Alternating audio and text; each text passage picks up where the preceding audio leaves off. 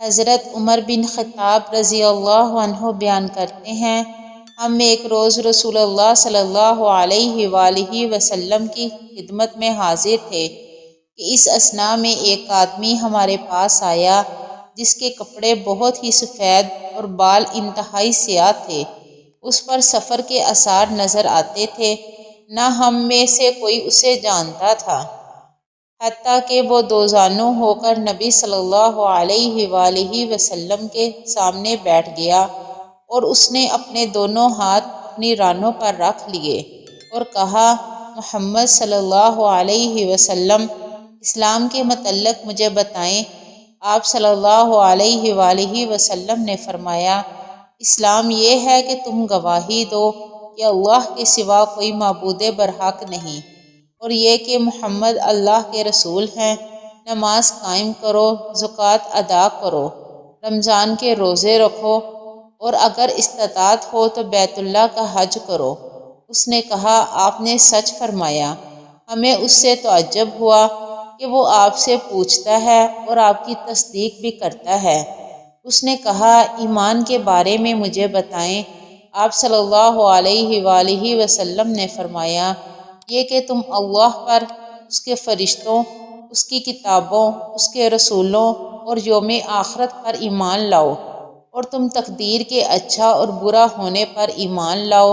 اس نے کہا، آپ نے سچ فرمایا۔ پھر اس نے کہا، احسان کے بارے میں مجھے بتائیں۔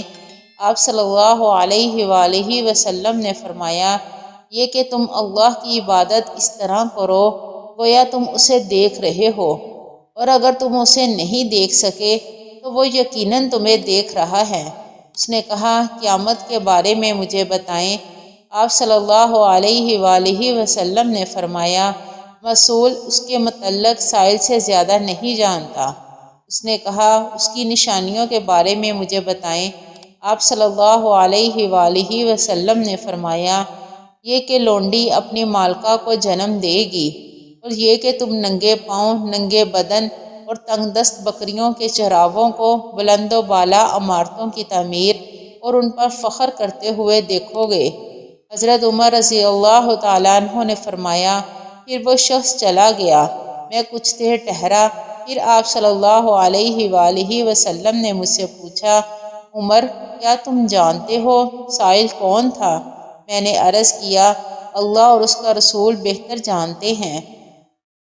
آپ صلی اللہ علیہ وآلہ وسلم نے فرمایا، وہ جبرائیل علیہ السلام تھے، وہ تمہیں تمہارا دین سکھانے کے لیے تمہارے پاس تشریف لائے تھے۔ مشکوٰۃ المصابیح، حدیث نمبر 2۔ حضرت عباس بن عبد المطلب رضی اللہ عنہ بیان کرتے ہیں، رسول اللہ صلی اللہ علیہ وآلہ وسلم نے فرمایا، جو شخص اللہ کے رب ہونے، اسلام کے دین ہونے اور محمد صلی اللہ علیہ وآلہ وسلم کے رسول ہونے پر راضی ہو گیا، اس نے ایمان کی لذت کو پا لیا۔ مشکوٰۃ المصابیح، حدیث نمبر 9۔